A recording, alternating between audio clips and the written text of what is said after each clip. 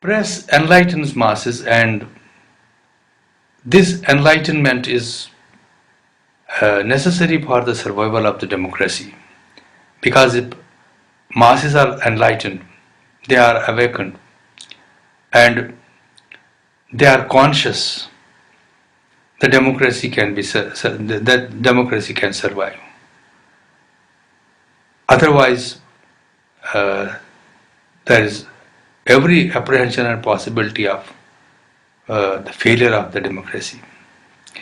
Press gives voice to people, and it gives the voice to the problems of the people, and tells the government their grievances, their hopes, their aspirations, and thus bridges the gap of communication between the government and the people.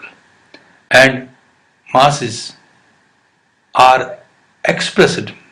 These all wishes of masses are expressed through papers, and government comes to know the real aspirations of the people. This is very important, and this is a very important constructive criticism played by the press. The another aspect is the freedom of press, which we have touched in the beginning. Now we will explain it a bit. The fundamental right in Article 19.1 gives us the right to freedom of expression. And in this right to freedom of expression is enshrined the freedom of press. And there are restrictions also, and those restrictions are very small restrictions. Those are very moral, ethical, and then the security of the country, and such type of restrictions where by writing anything untoward in the paper, any unrest is not created. So that doesn't hamper the free flow of freedom to the newspapers. Newspapers are absolutely free, accepting those riders, those restrictions, which are very important in every civil society. This constitutional fundamental right applies to the press equally under the right to expression, as I told you. Justice P.B. Sawant clearly points out thus that press should remain free from the influence of overt and covert means. What does that mean? Press should not be influenced by politicians, by political establishments, by government, by any kind of people through money, muscle, or any power. It should be kept free from the outer interference, the interference from outside. And external pressures can come from government, restrictions, and other social, political, religious, caste-based, and business pressure groups. So these type of restrictions can come from externally on the paper, but there are apprehensions of internal interference also, internal restrictions also, that can be of the owner adopting a suppressive policy towards the press and towards the employees of the press, and suppressing the content and freedom of content in the press, and not allowing the editor his freedom, not allowing the reporters their freedom, and thus interfering on every matter with the press because of safeguarding some self-interest. So when in a press organization the owner is worried about his own self-interest only and doesn't worry about the responsibility the press has got in a democratic setup, at that time also the freedom of press is curbed. because he won't let certain factors come out which may be hurting his associates or which may be hurting him his own interests, and he will like to curb those facts. He may have political interests, he may have political aspirations, or he may have any kind of misdoings being carried on by him. So he would not like to touch those aspects in his paper. That becomes a danger to the fact, to the truth, so that truth and fact become casualty at that time, and that is the internal restriction. The internal freedom is curbed. So it becomes a harassing situation for the editor, it becomes a harassing situation for the staff of that paper.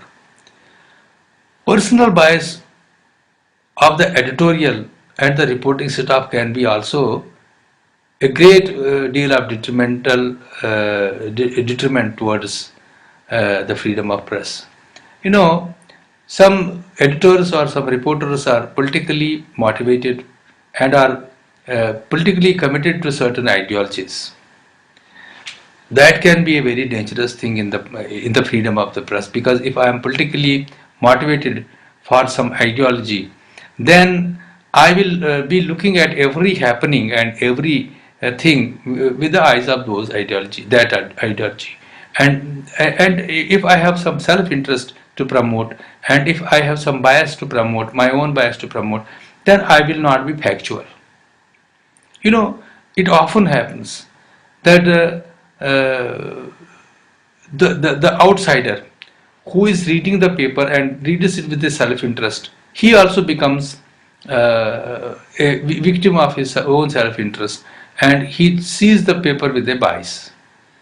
And likewise, a paper editor or a reporter or any of the correspondents who files a story, and if he files the story with a bias, with a political bias or with any self-interest, at that time the fact becomes the casualty and the truth becomes the casualty, the democracy becomes the casualty.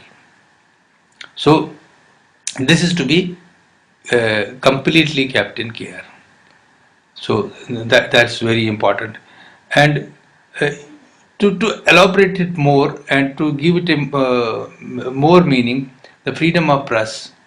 The freedom of press is crucial in times where there are apprehensions of the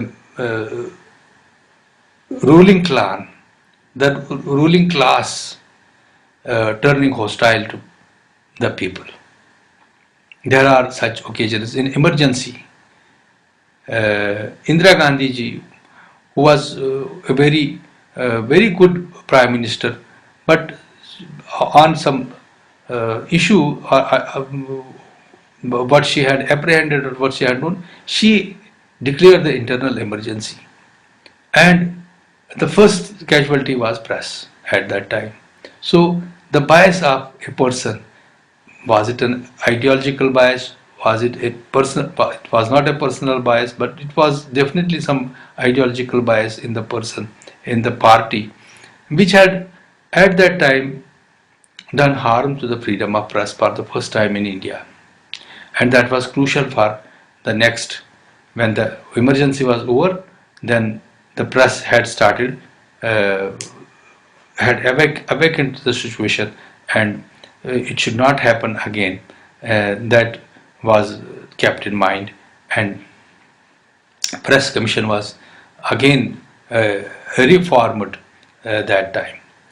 So there are our democracy is very vibrant and it's very watchful, and people had gone jail at that time against the emergency and opposed it, and press too had opposed it, but press was censored at that time, but still the press was opposing it.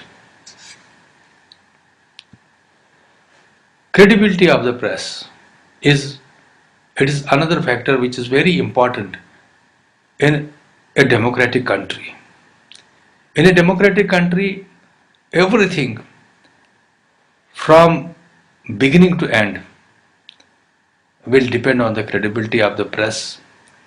If the press is not credible, it is not reliable, it doesn't communicate the facts, it evades the facts, it confuses the facts, or in any way it misinterprets the facts for any kind of uh, contradiction and makes the things difficult and tough,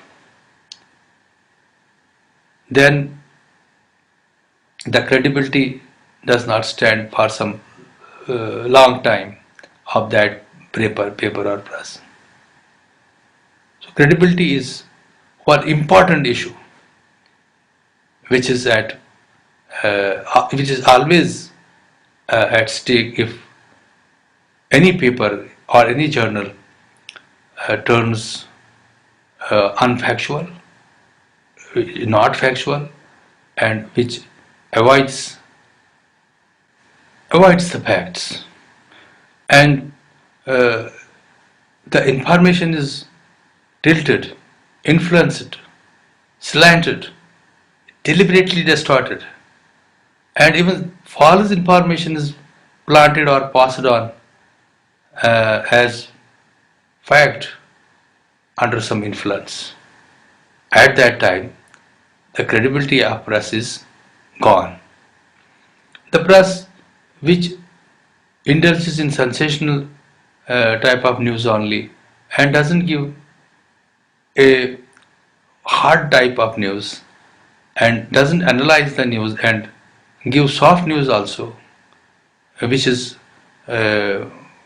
based on some investigation and which is based on the fact which brings forth facts which are eye openers, instead which uh, passes on only stale information, also loses credibility.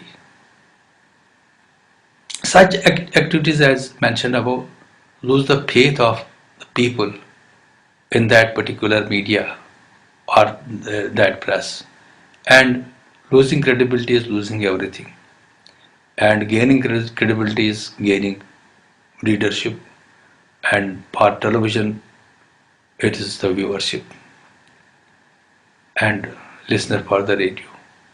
The monopolistic character of news gathering and distribution also affects the overall information input, because the vital information can be withheld by the monopolistic character of the news gathering, because it will be used as per the personal choice of the owner who is a monopolist and who holds the news bag which he doesn't like, and that will be crucially injurious for the entire media, because this person has got the monopoly to float the news. The plurality of news sources will dilute the control over news by any single institution. So, if we have a plurality of the news gathering, we have multiple agencies gathering the news and distributing that news, then we can check the source, we can recheck the source and see the authenticity of the news, see the credibility of the news, so that the credibility is not affected, and there will be least chances of stopping the news, which will be very crucial for the public information. In that case, one or the another news agency will be giving the news which is important and which was previously held by some news agency, and then that news agency will also come out with that news. So the monopolistic character of media is not very healthy sign and is not very so the credibility will be at stake if the media credibility will be at stake if the media is under some monopolist authority. Coverage of cross section of people's views on a burning issue